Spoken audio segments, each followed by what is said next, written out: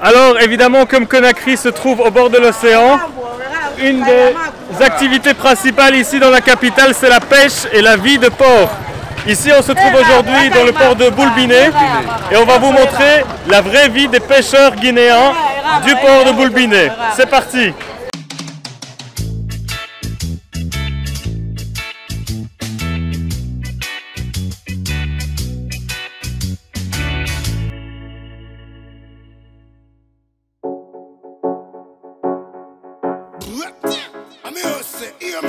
This is a Soulfire production. Soulfire production.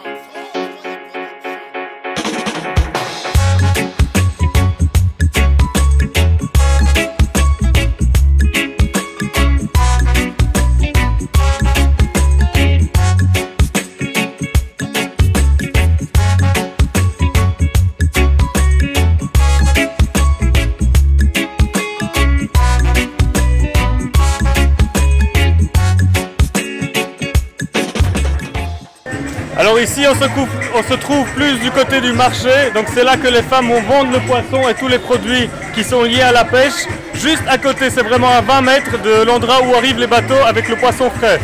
Alors pour les espèces qu'on peut acheter ici au marché, madame va vous montrer. Ça c'est saucé. Saucé. Le bar. En français c'est le bar. Ça là c'est quoi? Ça c'est un barracuda et pour vous dire il est petit alors que chez nous les brochets déjà ça c'est grand. Hein. Ça c'est le barracuda. Ça c'est le petit capitaine. Et ça c'est petit capitaine. Donc on peut voir l'ensemble des espèces qu'on peut acheter ici au marché tout frais. Merci.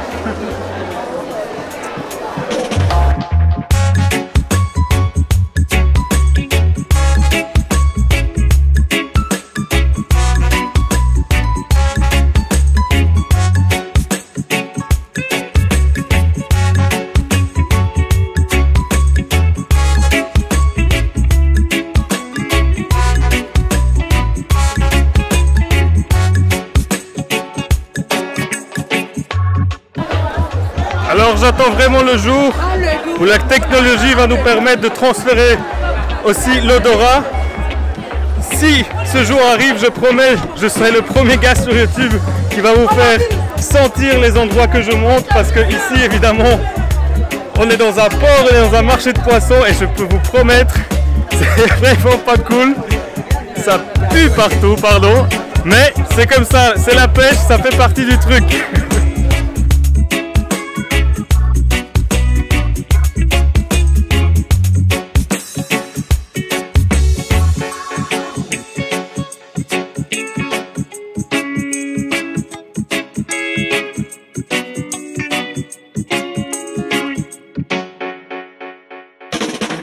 Alors que serait un épisode de la vie portuaire des pêcheurs guinéens sans que je vous montre l'activité même de la pêche. Du coup ici je suis avec mon ami Ali à le Boulbiné et on va s'apprêter à partir pour faire la pêche au filet dans l'océan. C'est parti!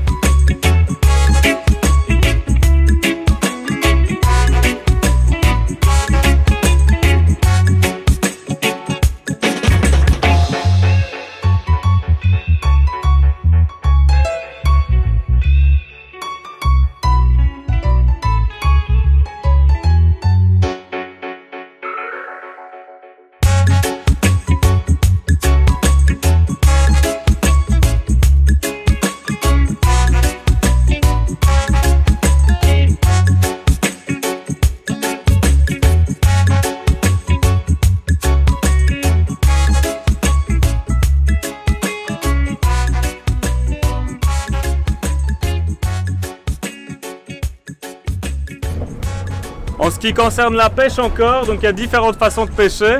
Les petits pêcheurs vont poser les filets tout près des plages ici derrière, on va aller les voir.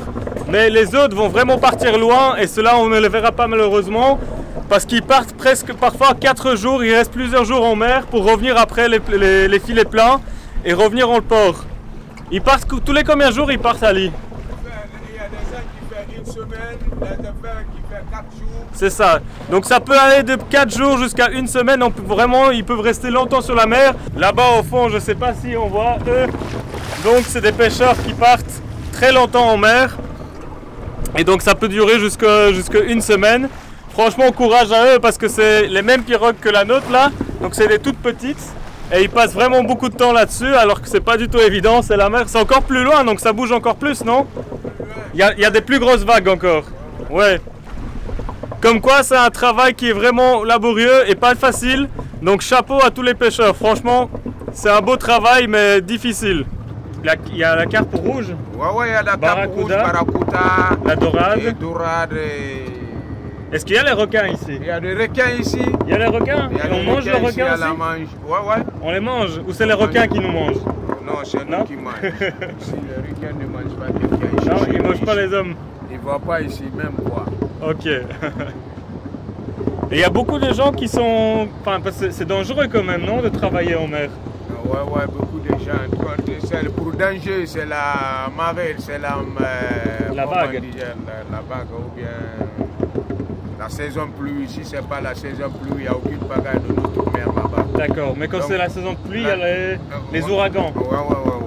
Et il y a des gens qui restent en mer ou pas? Ouais. Ça arrive souvent? Ça arrive souvent. Toi, tu connais des gens? Ouais. Si c'est pas la marée des saisons, on a des saisons de sèche comme ça, il n'y a aucun problème à la mer ici. Donc maintenant, en saison sèche, il n'y a pas de problème? Il n'y a pas de problème. Mais en saison de pluie, il faut faire attention parce qu'il y a les ouragans. Voilà. Bon, là, on est à environ 1 km depuis le bord et Ali me disait qu'il y a au moins 12 mètres de profondeur. Donc c'est quand même pas mal, je n'oserais pas nager là-dedans même si j'ai fait de la natation dans le temps.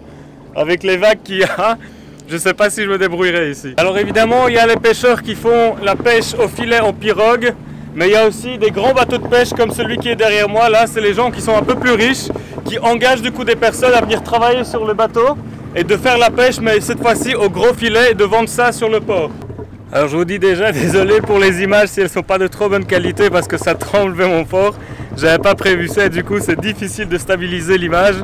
Mais voilà, c'est ouf quand même hein, d'être ici en plein milieu avec les pêcheurs et de voir tout ça. Franchement, je m'attendais pas du tout mais c'est génial, j'adore trop.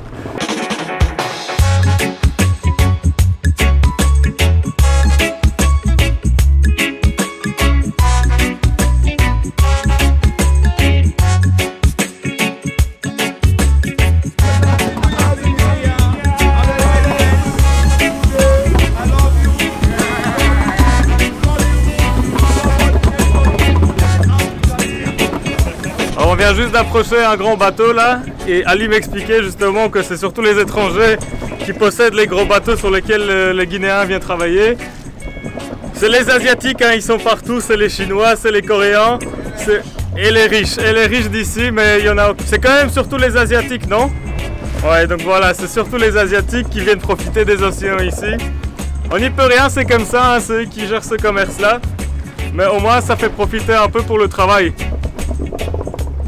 Alors ce que vous pouvez voir là au fond, c'est l'île de Cassa qu'on va aller visiter un autre jour, donc je ne m'attarde pas trop dessus. Mais les pêcheurs qui font la pirogue, souvent ce qu'ils font c'est qu'en semaine ils font la pêche, mais le week-end quand il y a beaucoup de gens, c'est surtout des blancs qui veulent aller faire la fête et qui veulent aller sur les belles plages de Cassa, et ben ils font aussi le transport entre l'île et Conakry. Ça leur permet justement de diversifier un peu leurs revenus et de faire aussi quelque part un côté plus touristique.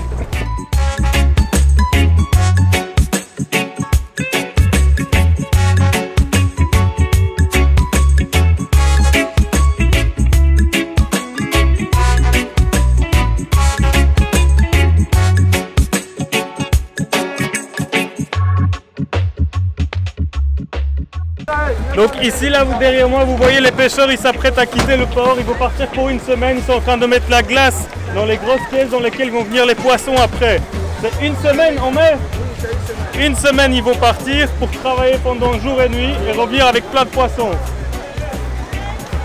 Donc ici, là, derrière moi, on voit les gens qui préparent et qui reparent les filets. J'avais demandé, en fait, un filet comme ça, c'est 3 semaines de travail. Donc ça représente vraiment un travail énorme. Et question de coût, ça revient à 2 500 000 francs guinéens, ce qui fait environ 250 €, donc c'est vraiment énorme. Vous pouvez vous imaginer que pour un pêcheur, c'est vraiment le filet qui compte le plus, c'est ça qui fait son travail. Par contre, pour en acheter un nouveau, c'est vraiment cher et c'est pas évident.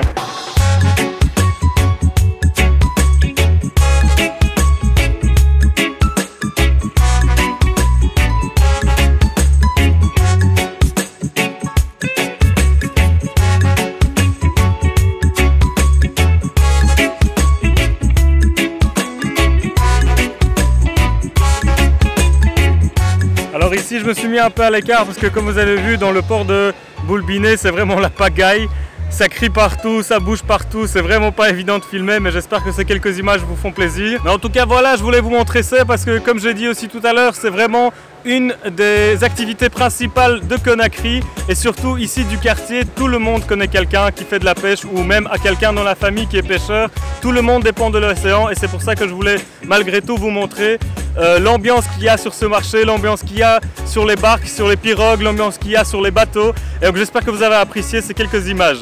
Alors comme j'ai dit tout à l'heure, vraiment chapeau bas aux pêcheurs parce que comme je vous ai expliqué tout à l'heure, c'est vraiment un travail laborieux et difficile, donc c'est pas évident tous les jours j'imagine pour faire ce qu'ils font, même s'ils essayent de se débrouiller entre le transport des personnes entre les îles et la pêche. Vraiment chapeau bas à eux, c'est pas évident, moi je sais pas si je pourrais travailler comme ça tous les jours comme eux ils le font. Alors bien évidemment, si vous avez apprécié cette vidéo, n'hésitez pas à liker et à commenter parce que ça fait toujours plaisir. Et si vous voulez suivre les aventures en Guinée, évidemment vous abonnez à la chaîne.